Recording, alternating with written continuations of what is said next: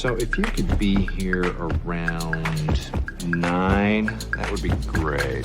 Okay? Well, listen here. Hello, and welcome to 90 Day Fiancé MK. I'm Mr. O, and today, Ms. H and I will be discussing Season 6, Episode 4 of Before the 90 Days. In this episode, Meisha gets to Israel and unpacks onto every available surface. David gets to the Philippines to meet Sheila. Riley was expecting a little more engagement in his first days with Violet. Amanda has feelings about Razvan's upcoming video shoot. Gino and Jasmine talk about a prenup, and we meet party boy Christian, and we wonder if he's ready to deal with a relationship with Cleo, who is both autistic and trans. As always, we'll end with our Students of the Week, class dances, and life lessons. All right, thanks for listening, stay safe, and enjoy. Hello, Mr. O. Hello, Miss H. How are you today? I'm not doing too bad because I'm on solid ground, and Yeah. I don't have other issues going on with that. You, however, are not really on solid ground right now, are you? No, in fact, the boat is very rocky right now. The boat is very loud, so I apologize for my audio. Yeah, it's going to be a challenging month to record these podcasts. So we'll do the best that we can given our situation. Yes. Well, we also have plenty of rocky couples to talk about. So let's just start with the rockiest ones, and that's Gino and Jasmine. So this is a little bit different this time because you did not get a chance to watch the episode. No, I didn't. And so I am explaining everything to you, and you're just reacting to the way I described the episode to you. So this is going to be a little bit different. Yes, pretty much, because I am unable to stream video on this boat, and so I have no way to watch the episode. So this will be an interesting hot take. Right. So we're still in Jasmine's fancy apartment, and Gino is finally getting around to unpacking. So he blames the behavior of the improper equipment stuff on lack of sleep, and things are better now because he surprised Jasmine this morning with his blue pill at the ready. So she's all in a good mood. Yeah, she says this is only the 7th time they've had sex in the 2.5 years they've been together. Yeah, so she wants to keep the good times rolling, but he says, you can't plan this sort of thing. Who knows when you're going to be in the mood and things like that. But he tries That's what the blue pill is for. I know, Jeez, right? That's Gino, are you dumb? I know. I have so many questions about how I get it. I get why she's so upset with it because I would feel completely undesirable too if it was really? Right. This is it? Right? So anyway, he's trying to keep the mood up. So he brings out the gifts, which aren't great. So one is a replacement for a travel pouch that he has. We saw him last time with that little fanny pack that he has tucked into his pants. Oh, God. It's one of those, but for her, but it's the one she has now, just newer because, she uses that one a lot and she needs it replaced. So she's not super excited about that. And then he brings out the big guns, which is the $330 hair extensions that he bought. Of course, she has to explain to him that this is just one little section of hair extension, and I actually need 10 of these to do my whole head. So I actually can't just use one package. It usually costs her $3,500 to get her extensions done. So he starts to get all bent out of shape about that because he thought it was half of that, and he thinks it's a good thing that they're going to have this conversation now because he's not going to want to have to pay for that stuff in Michigan. So he thinks that she needs to start thinking in terms of budget and not just thinking in terms of what she wants. And she says that there's no way that she's going to stop spending money on her hair extensions. That's a non-starter. So he claims that in an interview that she's just trying to spend all his retirement money. But more or less she sees his bank account and is I see a bunch of zeros on that. We should just spend that. What's the problem? You have it. Right. Yeah. And he's that's my retirement money. So he needs to recalibrate her expectations. And of course, recalibrating her expectations also means prenup. And he doesn't want to bring that up because he knows she's going to lose her shit. So still worried about her wanting to live a life of luxury in the US. They go out for a meal. They start talking about how he needs a massage and are you going to give me massages when, we're married in Michigan? And she makes a joke about giving him a happy ending massage. And he's like, no, I don't want that. No, just a regular massage. No. Oh, God. What is wrong with this guy? Yeah. Okay, let your let your wife flirt with you about sexy massages. It's fine. Like, even whatever. So the food comes out and she thanks him for the effort on the hair extensions. And he has something important to talk about too, the prenup. So he tells her that he's been working for 30 years, ever since he graduated college. I think what he's trying to do is starting the conversation about how this is my retirement money and I have to live on this for like 30 years, right? Yeah. And it's not just for her to spend. So she can tell that something that she's not going to like is coming down this conversation. So she just starts sniping at him and he gets to the point and he asks, how would you feel about signing a prenup? And she just like death stares him until he finally just like, well, let me explain. And yeah, they're both in love, but what if like, and at that point he just freezes up and cannot think of a way to say anything that's not going to piss her off. Right? Like, but the after the what if what? What if we get divorced? What if I try to get all your money? Because that's what it sounds like you're thinking is what is her perspective. So she literally says, the quote is, from the bottom of my heart, fuck you 100 times. So, which is, by the way, 93 more times than they've actually done it. So, her position on the matter is that she's taking off her engagement ring and we're not getting married if you need a prenup. So he's just mad because he thinks she's a gold digger now, and she's mad because she thinks he's a gold digger. So anyway, the next day, Jasmine still hasn't spoken to him, and she slept in the other room. So we see Gino writing down his thoughts on some paper, and he keeps calling this piece of paper the proposal. What about my proposal? Very similar to the way he went on about the proper equipment last time. He goes on about the proposal this time. So he gets her to come out to the patio to talk it over. So she seems to come outside hoping that he's just going to like apologize, but she's, mad at him that they've been engaged for a year and just shows he doesn't trust her. And she says it's like a throwback to her ex-husband who took all the money when they got divorced, like hid money from her and all kinds of stuff. So he tells her that he made the proposal. And she tells him to be very careful because if there's a prenup involved in this proposal, no, it's not happening. So he just wants a chance to talk. And she's not giving him a chance to do it. Every time he opens his mouth, and this is fair. At this point, whenever he opens his mouth, he's like, well, and she's like, don't, I want to hear it. She just shouts him down. So he says that this shows that she doesn't love him. She only cares about his money. He gives up, puts a proposal in a drawer, and talks to producers about how hard she is to talk to. She hears that and doesn't like it. And comes storming in from the other room and tells him to get out. If you don't like it, get out. So he says that if he truly loved her, he'd listen to the proposal. So she does.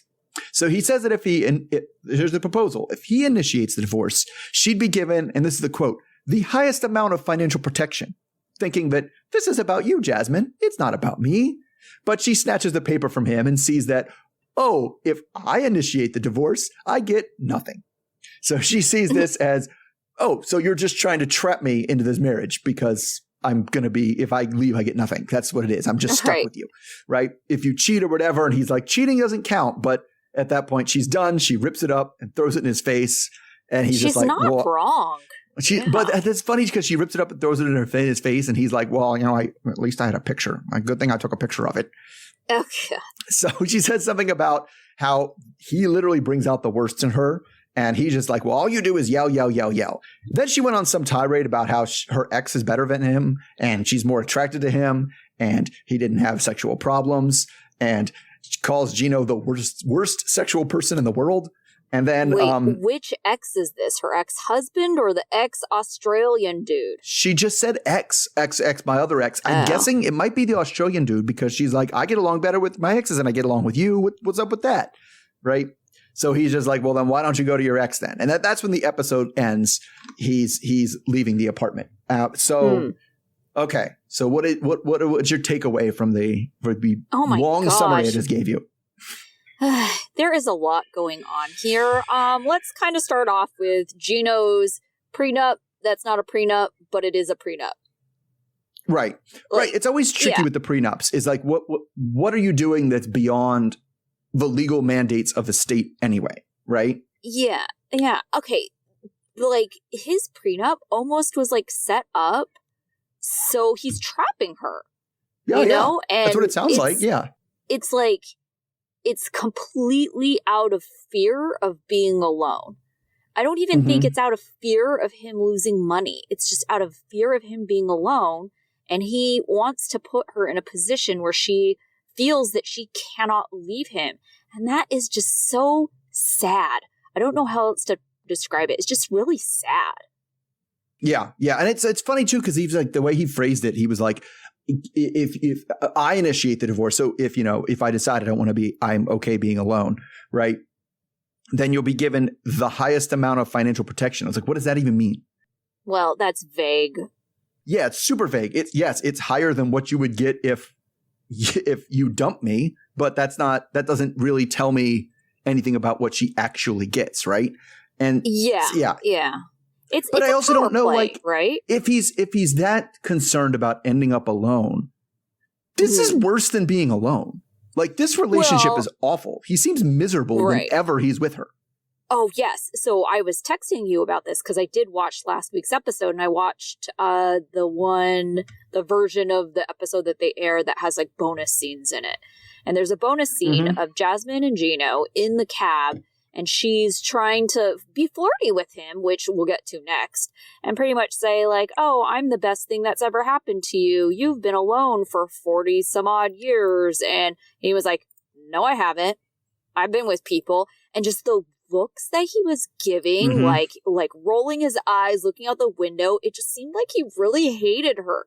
And it's like, I don't understand why this couple's together, because it doesn't seem like he's physically attracted to her, right? Because usually that's like, there's always like a thing, right? Like either they're getting money, they're attracted to the person, but there's always something, no matter how superficial it is. But it's like, I don't really get where his angle is. He doesn't seem to be physically attracted to her. They fight all the time. Like, he doesn't like to be controlled. I mean, he does seem fairly compliant compared to other couples we've seen, but I just don't understand what he's getting out of it, other than saying he has a hot girlfriend.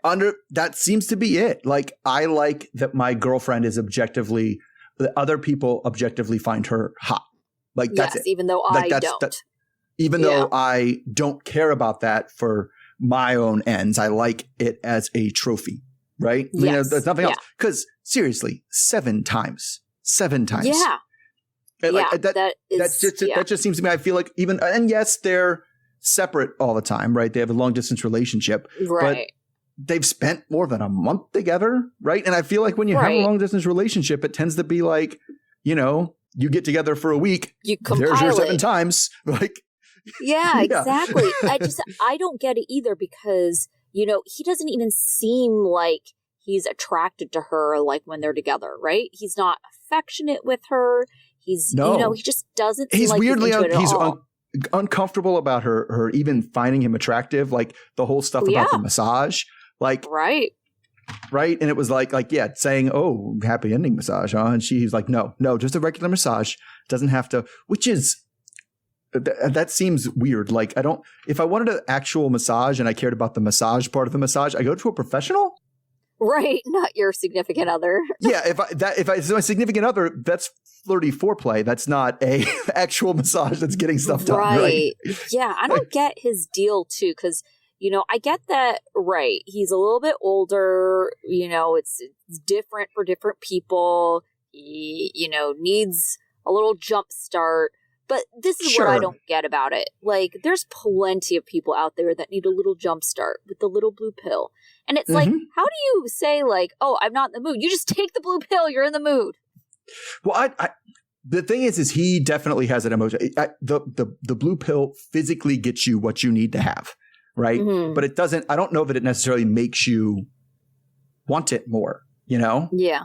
Yeah. Like, and that's his problem. I don't even know that I don't even know that he has the physical problem that he needs the little blue pill. I think he just is never into it. And so things don't happen. Like, yeah, I can kind of see that. I had a similar situation with a person I had dated where I found out later that blue pill was happening quite more often than I knew was happening, or that I was just clueless the entire time, I guess. And then on top of that, like, he was more in hindsight because he tried to get back together again with me and told me later that he was just really incredibly depressed. So I think that was also part of it. But I would say that for the most part of our relationship, I thought he wasn't that attracted to me because it was just like he never seemed to be like, and not even in the mood, just especially affectionate at all.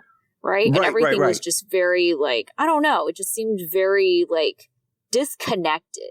And so I can certainly see how Jasmine is just like, yeah, this guy doesn't like me. The difference is that when I got those feelings, I was like, I'm done. Like, I'm not putting up with this. Like, this guy doesn't even seem to even like me. Why am I going to stick around? Because it's not even like, oh, I'm always tired. I'm not in the mood. We always fight and it doesn't put me in. But he never even like makes comments about how she looks good or like touches her butt or anything. Like never. Nothing. Right. Yeah. Because Jasmine's thinking, oh, this guy isn't that attracted to me. Oh, it's me. And I need to be a born again virgin to like somehow appeal to my man again. You know, it's just like, I don't think that's the answer. I don't think it's you. I think it's him. Mm-hmm. All right. So let's move on because we get time. So let's talk about the couple that was new last time. We have a new couple, by the way, this time. So we start with, it's Meisha and Nicola.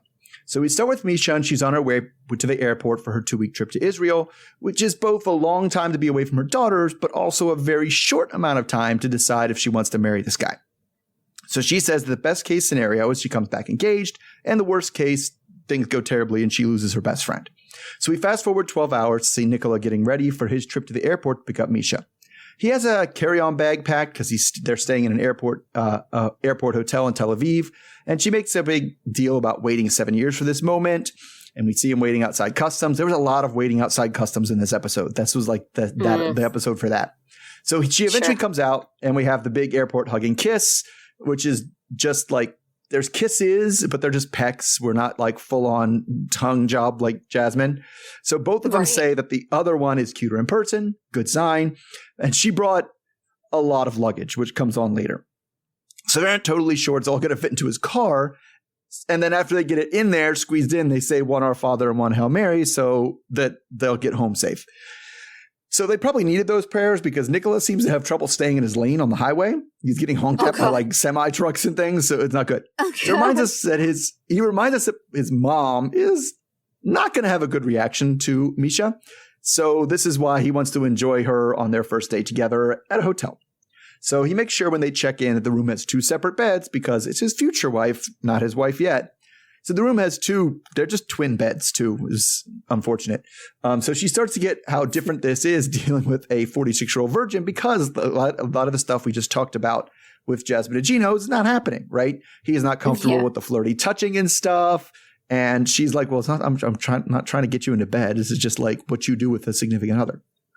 So she wants to get ready, so he steps out. And 45 minutes later, he comes back, and Misha's clothes have just exploded all over the room. Like there's literally not an open surface in the entire hotel room that is not covered in her clothes. They were just completely out everywhere. Like he brings in like champagne and food for them to eat and like, you know, room service, and there's no place to even put that. Like he doesn't know how he's even going to sleep in this room. He seems very stressed out about the mess. But she says it's organized chaos. It's organized chaos, and he's going to have to learn to love it because this is only like half of her stuff. She has a whole other suitcase. He says that she's like Celine Dion, which I think he means like a diva.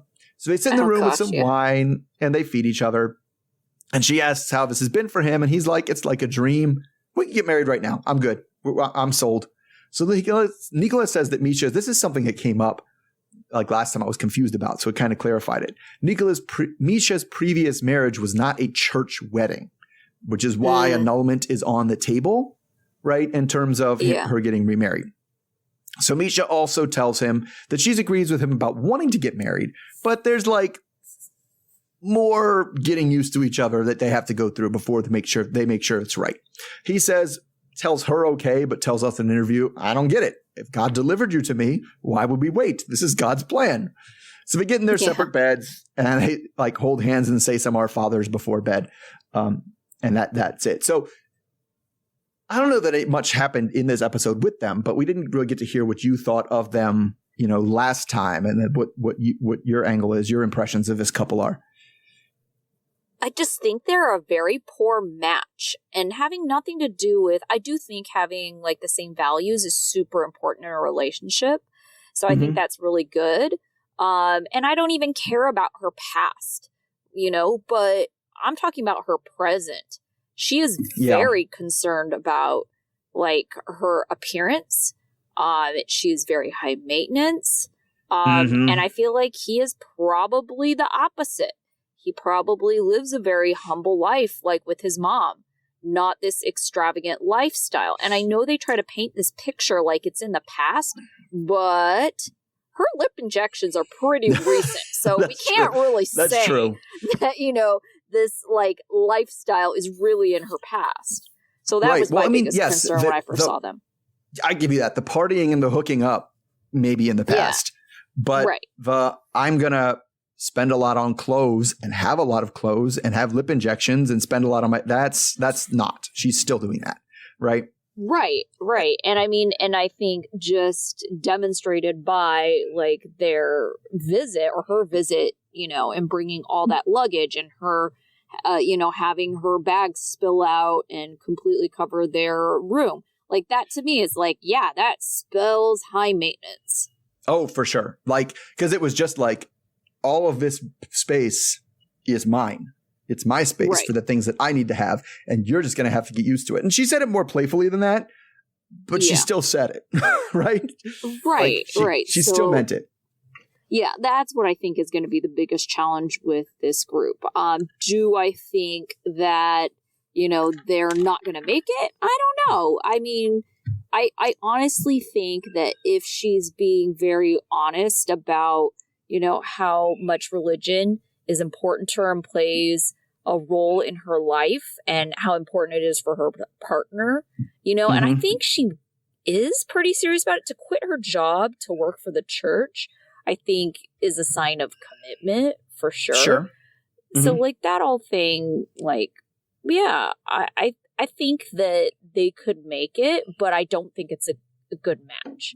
But I think it's also one of those things where it's like, you know, the Catholic guilt will keep you together. Yeah, I mean, I don't know what to make of his. I have suspicions that he is kind of like a reformer, like Catholic, like, oh, the church has lost its way and should go back to the way we did it in the first century and stuff. And like, it's like little things that I noticed because I was raised Catholic. Yes. Like he crosses himself differently. Like when he does, they cross him. We see them cross themselves like 1,000 times, both of them, right? Yeah. And like for us, we usually go, and at least as an American Catholic raised, maybe it's just being raised differently. Because I was taught that Catholics go, you know, Roman Catholics, you know, father is the head, son is the heart, and then you tap your left shoulder first, and then your right shoulder. He taps his right shoulder and then his left shoulder, which is the way they do it in most Orthodox churches. And so I don't know if he is kind of like making a point of like reunification or if they just literally teach them different in Israel. Like I kind of want, that's the little like background stuff that I'm wondering about because like and I'm definitely worried about his mom, right? Yes. His mom needing this because we're going to have the same kind of thing. We've seen it before. It's that it's the trope of the Muslim couples, but she can't give you children. Right. And I mean, at least mom isn't as religious or not in the same way. So that part isn't going to matter, but. Which I thought was weird because mom isn't as religious, but he says she's going to be more concerned about her past. Right. Yeah. But I think that's just like a conservative culture, right? Yeah. Sure. So, okay. Yeah. But I think, yes, the being able to give kids is super important. Especially if you think your son has like waited 40 some odd years to like meet someone. Right. But I don't know. Right. But at what point, even though it's a man, right? Like you have a son. At what point are you like, oh, grandkids are out, you know? Because I mean, if you have a daughter, at some point you're like, okay, well, this probably isn't going to happen.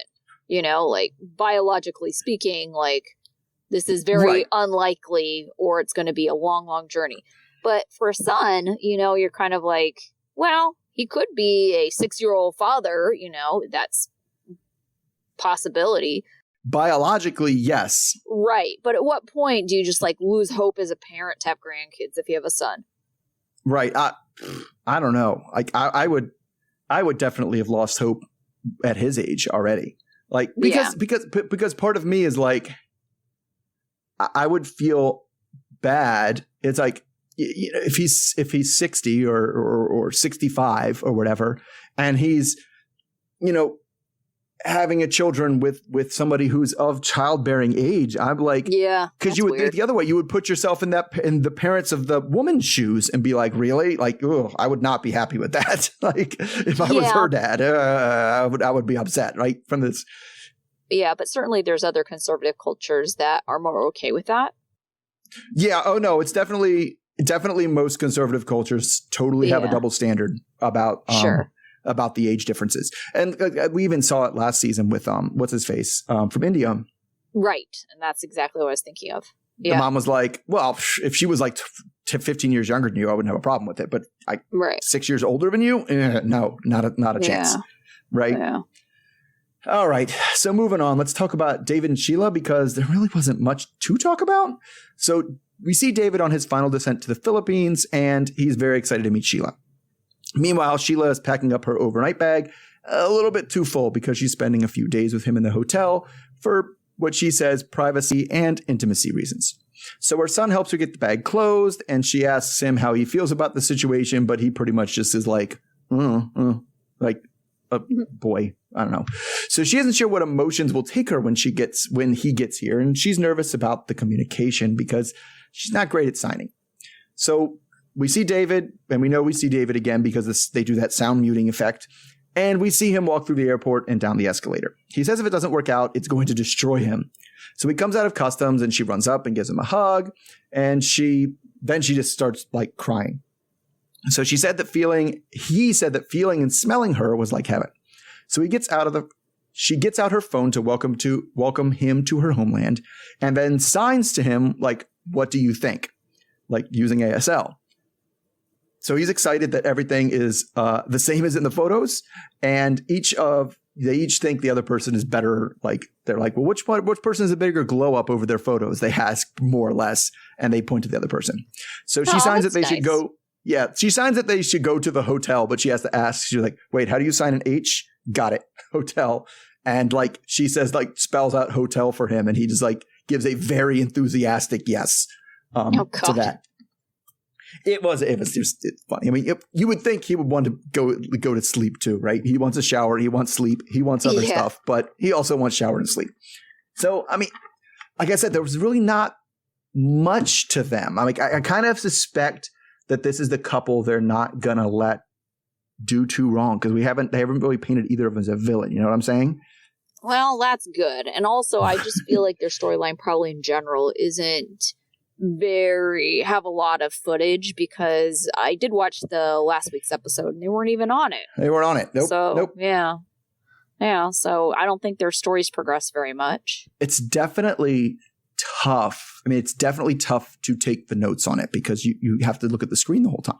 Right? Oh God, I know. Yeah. And you're not even sure when someone's talking. You know what I'm saying? Like if it's somebody, because there's plenty of couples where half the stuff is carried out in another language, but at least I know to look at the screen because like there's somebody talking and I know I need to look at the screen and see what they're saying. But this is like, it'll be quiet. And I'm like, because they'll do the thing too. And not that they shouldn't, but you know how you have that thing where the person starts talking over the end of the previous cut and then they switch them to the interview? Like they'll do that. And so nobody will be saying anything, and they'll just pop up with the subtitles on the bottom of them hugging and then flip to him continuing the conversation in the interview. And it's just disorienting. It's a little bit disorienting because you're like, wait, is the audio lined up? Like what happened? Like nobody's saying this thing. And that's my right now, honestly. And that's probably a good sign for this couple, cross fingers, because like that is my biggest issue with them. Well, the other thing too is I know they're like, trying to demonstrate, life in perspective of being deaf. But what about people who are blind? Like, how would you watch these segments if you're blind? Like, I guess you would have to have the accessibility on your TV where it reads the subtitles to you. I suppose that you would have, they would have to read the subtitles to you. And I guess, I don't know if they do that or not. I know that we actually have gotten like messages from our podcast listeners that are blind that are like, wow, thank you, because I don't know what's going on in the show half the time. Right. Thank you for explaining to me, because it is tough. Yeah. A blind viewer watching the deaf storyline could be tough. Yeah, I would think incredibly difficult. All right, let's move on to a good one to get mad at. Let's go to Amanda and Razvan. So we start up with Razvan making a pancake I've never seen anyone make a pancake like that. Like, he spoons it into the pan, fine, but then like spreads it out, like moves the batter around instead of just letting it cook. I guess it's kind of the way you make like a crepe, but it was weird. Yeah. So Amanda calls him on it. But you know, he says he has lots of sexy TikToks where he makes pancakes. He's the pancake man. So it's all good. So he says that he wanted to talk more about all the things that have come up since she's been here, but she fell asleep too early last night and they really didn't get to work through everything. So she says he thinks he's being too pushy about telling her kids about their relationship. And he says he didn't expect to have these long and painful conversations about like just being together. So he feels like she's pushing him away. So his conclusion is, though, he just needs to be more patient and more sensitive. So he feeds her the pancake, which may or may not be fully cooked. And then we see a trip to the grocery store, which was infuriating because Amanda wants them to have American food, but is willing to try some things. She says it's an organic market. And for a while, like a long while, the entire scene, she's just saying nope to everything he picks out. Pizza? No. Tuna? No. Packaged waffles? No. What? Yes. She's like, I don't like packaged food. Like, it was like, they're not even Eggo. They weren't even Eggos. They were like literally just like waffles in a like bread bag, like hamburger buns would come. It was crazy. Oh my gosh. Anyway, so she's starting to get frustrated that she's so picky. She won't eat dairy. She won't eat GMO. She won't eat shellfish. And she, on the other hand, is frustrated because I already told you all this. You should know already. I told you like 3 times. You should already know. So anyway, finally he finds a jar of salsa that she says yes to. And he's like, yes, winner. I don't know that they'll be able to find chips that go with it, but okay. Right. So later on, they're in the car talking about Razvan being a cowboy. He's like, I'm a sexy. He's a goofy dude. So he's taking her to the park to show her how beautiful it is. But they get there and there's birds and she's complaining about the birds and she's creeped out that this park looks like there could be vampires because after all, we're in Romania. So he talks about the next video shoot that he has and he literally starts off by asking her if she wants to be the like girl in the video. And she declines. I'm not an actress. So she doesn't want to do that. And he says, well, then I'm going to have to get another actress to be my girlfriend in the video. And that might entail kissing on the camera. So that's pretty much a red line for her. She doesn't want him kissing some other woman in front of her. And then she just kind of stops talking. So she gets quiet enough that she has to keep asking if she's okay. And he can tell she's not. So he calls the producer of the video just so it seems like he just wants to show her this is just business. It's not like anything you need to be jealous about. But him and the producer speak in Romanian, so I don't know that it helps. He tells the producers that, you know, Amanda's going to be there and it'll kind of be like a test of her jealousy because when the kissing comes up and we'll kind of see how things go. So the only thing she could pick out of the conversation was her name. So she thinks that them carrying on in Romanian was rude. Although I don't know if the producer actually spoke any English, so I don't know what she wanted him to do. So when they go, she asks what they were talking about since she heard her name, and Razvan tells her straight up exactly what was said. So she says, well, I'm not going to tell you what to do, but you know how I feel about it. And, your actions will be dealt with accordingly, you know? So this isn't a great look from Razvan's perspective because this is the same kind of jealousy that tanked his marriage from last time. So is there a difference between telling somebody they can't do something and saying, I'm not going to tell you can't do it, but you know how I feel and there will be consequences if you do? Like, that's a good question. That is telling them not to do it, right? Like, that's just being passive aggressive about it.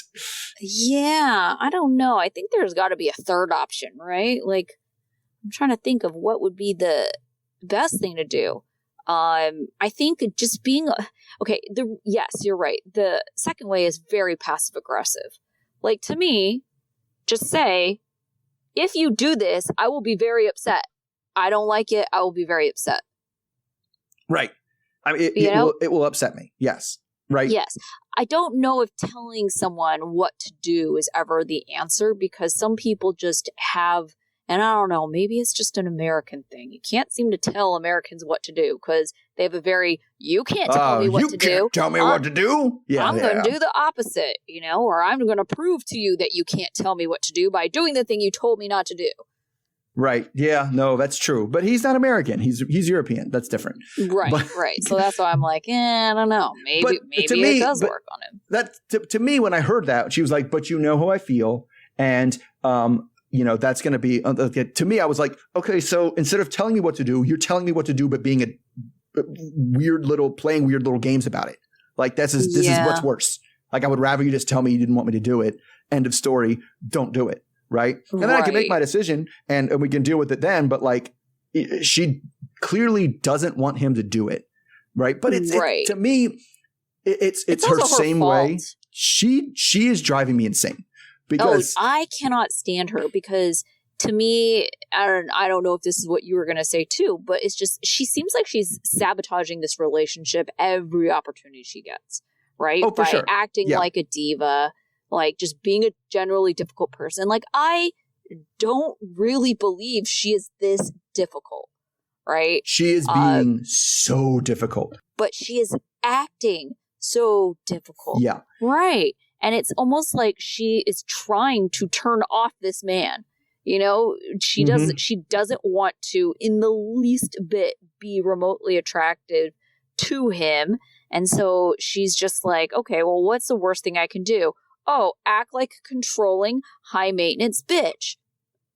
Yeah, I mean, the thing that drives me crazy is her saying she's one way and saying she cares about one thing, but then her actions don't like that. And that's like, well, I don't want to tell you what to do, but in not so many words, I'm going to tell you what to do. Right? That was one thing. Yeah. But even we started with the kids, right? Well, I don't want you to be a part in my kid's life and blah blah, and then end up being somebody who leaves. Is like, your kids talk to this dude almost every day.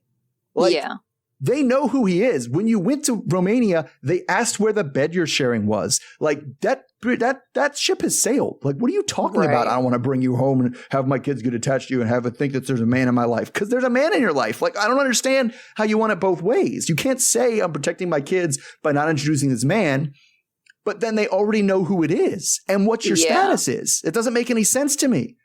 I think it's pretty obvious to almost everyone, and I feel like she's just lying to herself, that she is not over her husband, her late husband. I can't even call him ex-husband.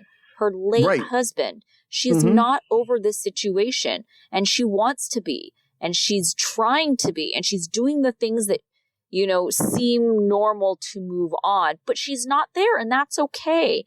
It wasn't even a year ago, and so it's just like, I just feel like she's sabotaging this whole thing because she doesn't know how to get out of it. Right. I mean, that's what I'm saying. It's like she also doesn't say what she wants, even though she clearly wants something, right? Because the way to get out of it is to be like, look, I thought I was ready. I am not. I am not ready to be in a relationship. I'm sorry. You're a great guy, but I'm just not in a place where I can do this right now. Like, that's the way to get out of it. Like, yes, whatever else it is she's doing is not it. I'm sure she has heard from almost everyone close to her that, are you sure? It doesn't seem like you should be ready to be moving on. And so to almost like break up and tell him that, it would be to admit that she was wrong to everyone. Mm-hmm.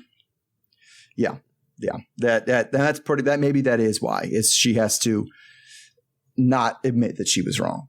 Right. But, it's just so stupid, too, because it's like, especially with big things like this, I think people would understand, if you went back on things, right? They're not going to like. You're confused and you're thinking nobody's going to be like, see, I told you so. I told you so. Yeah. Right. That's crazy. All right. So maybe getting a more I told you so's deservedly might be Riley and Violet.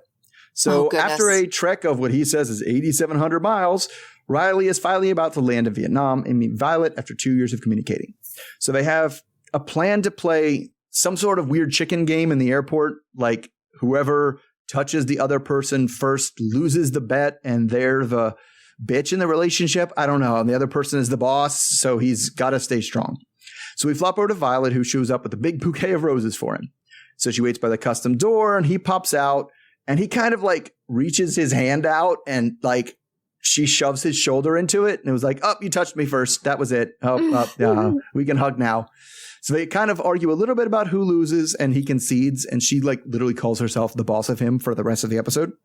Oh, gosh. Yeah. So they do some of the standard, I can't believe it, airport talk as he tells her she has a nice ass and they finally get going. So he's wowed, like when he's driving down the street, he's like, look at all these scooters. And she was like, well, yeah, it's Vietnam. There's scooters. That's what it is. Because she drives a scooter around, right? And he's really into the physical connection they have. They actually do seem to be into each other. Like they're like snug canoodling in the car. Let's put it that way. So they stop at the hotel he's staying at. And he's hopeful that she's as committed she's hopeful that he's as committed to this relationship as traveling this far would imply. So she isn't going to be staying at the hotel because she said it's not culturally appropriate to stay in a room with a man you're not married to. But he says, if she ever knocks on the door, I'm going to open it. So they both hang out in the room for a little bit. Well, and then she gives him 40 minutes to change and meet him at the rooftop terrace restaurant. She says she's kind of waiting for him when he gets there. And she says that, I'm going to stop you right now. The tradition in Vietnam is the men wait on the women. So let's not do that again. It's a little bit more playful than that. But that was the message. So he gets some drinks and toast to a fun-filled few weeks. And during dinner, he brings out the pearls that he got her for her birthday. There's a pearl necklace, a pearl bracelet, a pearl earrings. And she puts on the bracelet and then like pats him on the cheek. And then he's like, I expected a little bit more after all those pearls. But then she tells us that it's like, we have like pearls coming out the ass in Vietnam. Oh, like this is yeah, a big I was deal. going to say that is the place to get pearls. And that is the place to get cheap ass pearls. I got these huge pearl earrings in the Hanoi airport for like $8. So all his pearl jewelry, she probably could have got in Vietnam and it was maybe worth like $20 there. So she's right. like, and so, no big deal. And so she's also like, I don't even like pearls. Like, which that makes sense if it's like, they're like, yeah, everybody who gets 2 cents to rub together, they get some pearls. Yeah. Right. Yeah. Anyway, so he wants to start talking about some serious things, but she says, let's just leave that for later and enjoy my birthday celebration we're having here. So she tells him that tomorrow she's working, so he'll have to wait if he wants to see her. And he's like, what do you mean if I want to see you? Like, you literally came here for this. So he was expecting to have the whole day with her, and it's upsetting to him that she didn't prioritize it more. So after dinner, he puts her in the cab and she's on her way. He says he expected more engagement from her, so he's concerned about the start of the trip. So this is weird, right? Because we know how this show works and we're supposed to see this. But I would say that it definitely seemed like she didn't quite get, or she's playing games with him as to not get that, oh, you're here to see me. That's the only reason you're here. She was kind of like, oh, you're coming to Vietnam? We'll get together then. All right. That sounds good. Maybe we'll see you while you're here.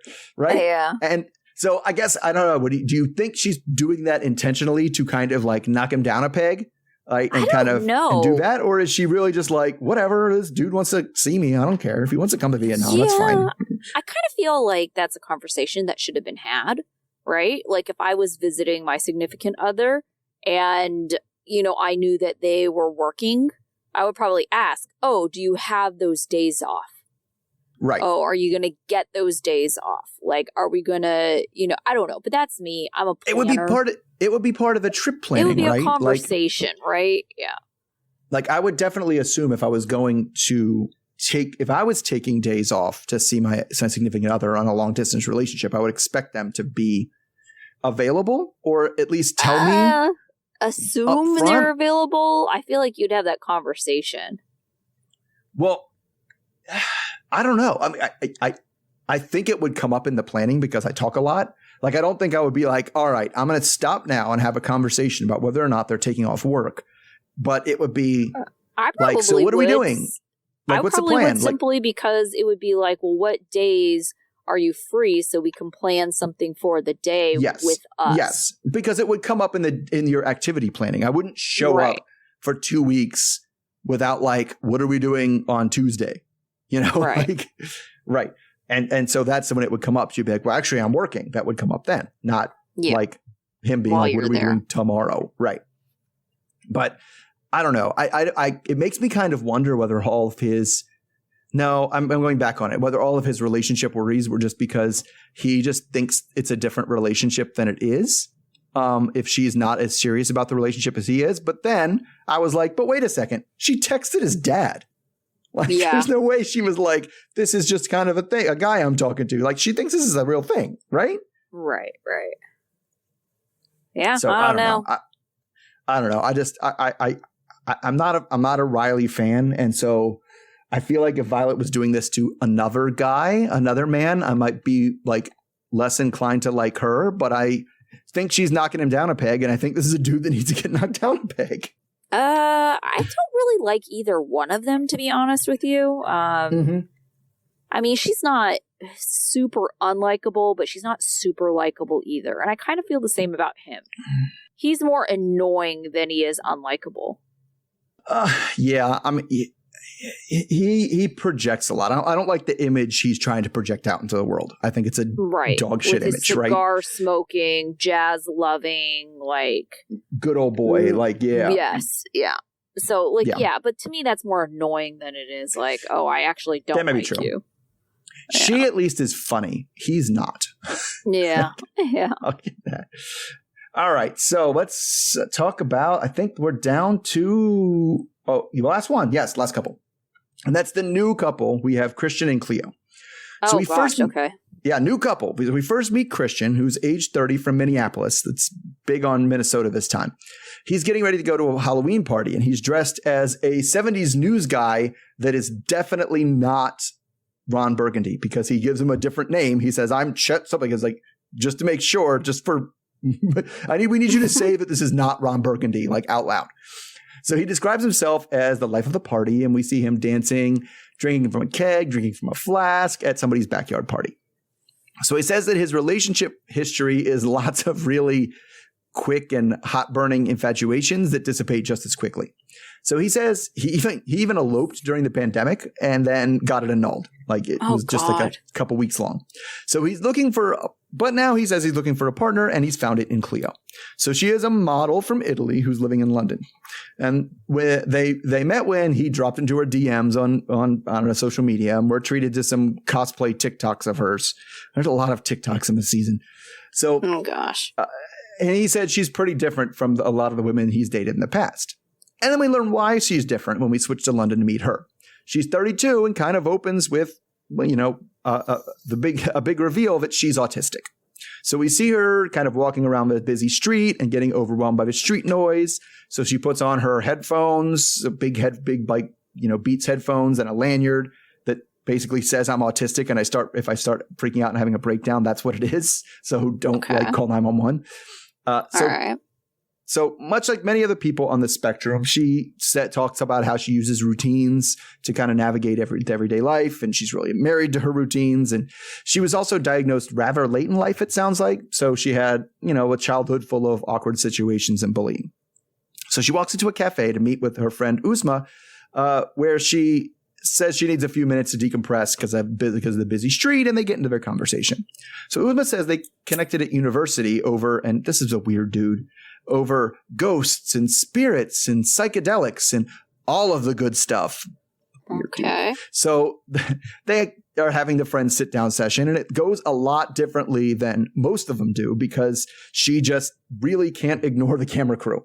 And she stops their conversation to say, to ask them their zodiac signs so she can get an idea what to expect from them personality-wise. All right. So that's how we learn she's really, really into astrology.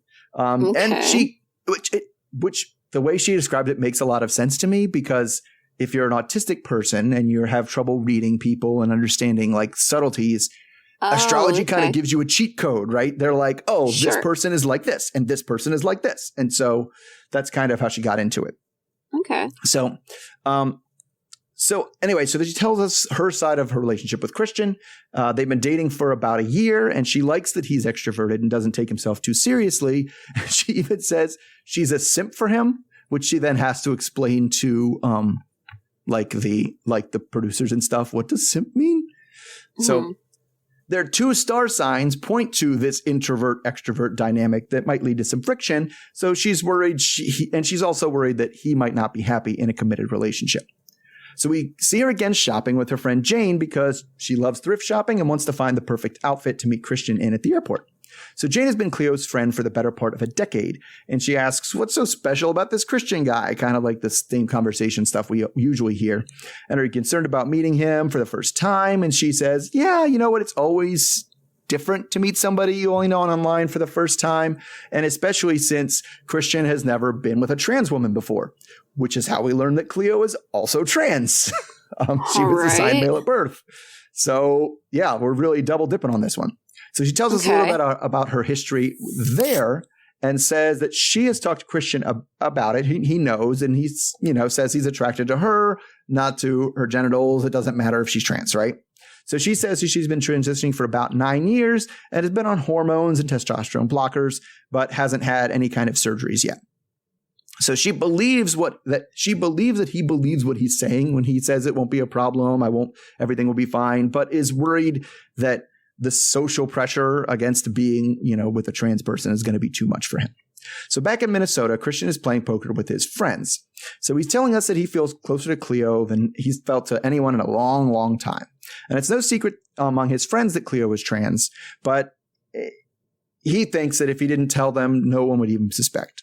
So they asked him, well, how are things going to be? Have you ever hooked up with a trans person before? Or have you explored other genders and stuff? So he said that he made out with a guy in college once, but that was just kind of did it and was like, yep, that's not for me. I'm good. I'm heterosexual. So, which might be a challenge because, his friends don't know anything about Cleo's, status in terms of surgeries or anything like that. And he doesn't fill them in. To his credit, he was like, that's not my thing to tell you. So I'm not going to answer that question. So he says that, it's a conversation that he and Cleo have had, but he's not going to discuss it with friends and family because he points out if I was dating a cis woman, nobody would be asking me about her genitals. Right. Right. Are you okay? Are you think you're going to be okay with her genitals? That would not happen.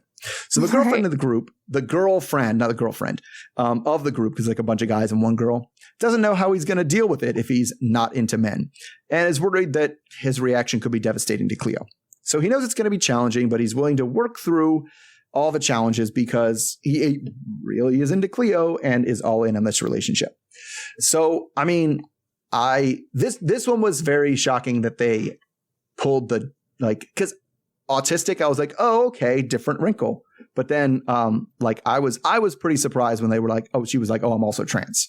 And that so actually makes sense to me.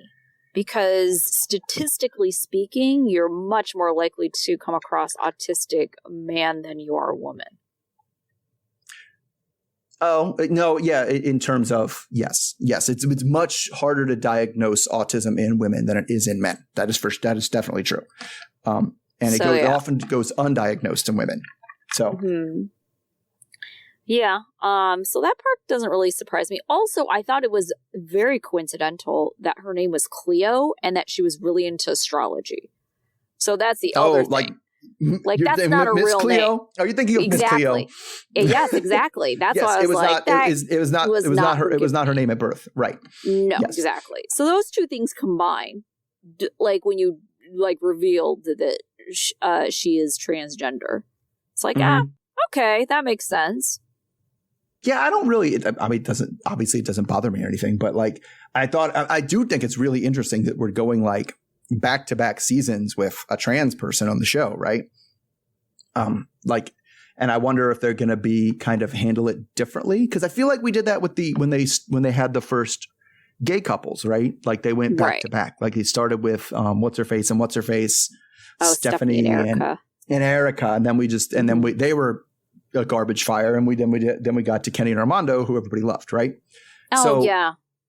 Right. And so I wonder, because we had Gabe, who was, I feel like, pretty well liked. We liked Gabe. Yes. Yeah.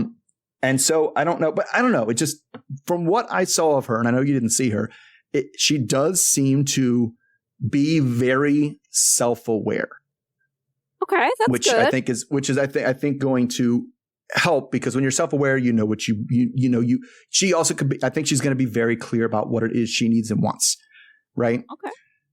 Now, I think the problematic part was his friends, because I know they kind of set him up on this, but like, yeah, it's pretty rough to like, well, your girlfriend is trans, so let's talk about penises. Like it was uncomfortable. Let's put it that way. Because ultimately it's one of those things that's not really any of their business, right? Like, I don't know. Yeah. It seemed like it was too much for friends to be that preoccupied with when they were talking about it. Now, granted, I know that production was like, talk about the sex with him, go for it, but it was like, I feel like that could have been more deftly handled. What do you think?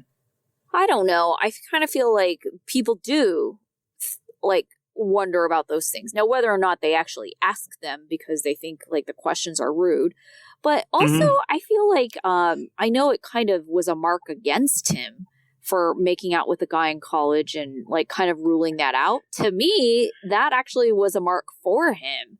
Oh yeah, for sure. Because it's just like most, heterosexual men who are very clearly in the heterosexual side would never think about experimenting. That's me for sure. Yeah, definitely. Right. And so it's just like, I just, for him to even experiment, to me, seems like he's open to the idea. And sure, there's like, it's like being a foodie or just like trying new foods or being open to it. Doesn't mean you're going to like every food you eat, but you're open to the experience and the possibility of you liking something else. And it's that also maybe sounds a little different than what you typically eat. And to me, it's also like, I think there's a big difference when you're clearly already like into somebody for other reasons, right? For your connection and your closeness, to be like, yeah, it might not like, and you go with the foods. This might not be my favorite restaurant, but if the other person is really enjoys it that much, I'm game. Like, I want to make them happy, right? I want to do that. And so it's not about whether it's always the thing that you would choose first, as much as like, this is what I chose with this person, because it is awkward to be like, there's lots of things that one person can want to do and want to have, in the bedroom for hetero cis couples that the other person might not be comfortable with or might not enjoy. And their friends don't give them a hard time about it. They're like, are you sure you're going to be able to do that? Like, I don't know. Like, it's not something you ask your friends a lot about, Right. Well, I don't know. Being on a television show definitely, like I said, opens up a different can of worms, because these are questions that I'm sure people have in their minds, but whether or not they actually ask their friends. Well, yes. And because it comes off as rude. You don't ask your friends like prying questions like that. But there's a million things I wonder that I would never ask. Right. And exactly. Like, because it's rude and because it's pushy and because it's none of my business at the end of the day. Yes. So yeah. But when you're being encouraged by producers, it might be a little bit different for sure. Yeah. All right. So that is, let me go back here and make sure we didn't hear from Tyree this time. Apparently he was on the next time on that thing. So, that was everybody. So, students of the week. Okay. So I don't know. Do you have a student? Should I just do it because you didn't watch the show? Should I lead? Yeah. Why don't you lead? The description. Let's see if I have something. I said Sheila because we talk about this all the time with verbal languages. She learned some ASL and she's working on learning ASL, and she signed something to him in the airport when they met. Right. Oh, and that's sweet. That is the kind of like effort that we like to see, especially because he cannot learn her language. Like, it is an impossibility. She has to be the one to do it. Yeah, I agree with that. Yeah, that sounds good to me. What about your dunce? My dunce was Amanda. Like I went with Amanda too. That you describing that shopping scene, I was like, nope. Oh yeah. Oh my God. I was so, and you know how, well, especially that one, you know how frustrated I get by picky eaters, right? Mm-hmm. And that's something that comes up, and just an adult picky eater who is just like, why doesn't he listen to what I want? And it's like, just eat something that you're not a huge fan of. Like, oh, it was very frustrating. Yeah. And that goes into everything. And also her underhanded, passive aggressive breaking up that she's trying to do. And then, so life lesson. So my life lesson was, don't insult someone's intelligence by telling them that something that you're doing for yourself is actually for them. And that's it, Gino, with the prenup. Well, actually, right. I'm writing this prenup to protect you. Bullshit. We all know that's not true. Don't pretend like it is. Don't insult Jasmine by pretending it is. Like, that's just be straight with people. Like, why are you doing this? I'm worried you're going to leave me. Like, you're always yelling at me. You're always mad. Like, you treat me like I feel like I'm being treated like crap, even though at the end of the day, I think that he's the worst person in that relationship. Oh, yeah, for sure. Well, that's exactly what I was thinking about for a life lesson, was just, any kind of situation that traps you into a relationship, you need to run away, because that person has issues. Yeah, they do. If your partner feels like they need to buy insurance against you getting out and find a way to trap you in, that's bad news for sure. Yeah, definitely. Oh, Gino, you are bad news. Yes. All right. So that is it. Hopefully this went okay. Hopefully I don't have to spend too much time goosing the audio on this, and hopefully people don't notice that I had to goose the audio on this. Yeah, hopefully it turns out well. All right. So we will try it again next week. Yep. So until then. Okay. All right. Bye. Okay. Bye.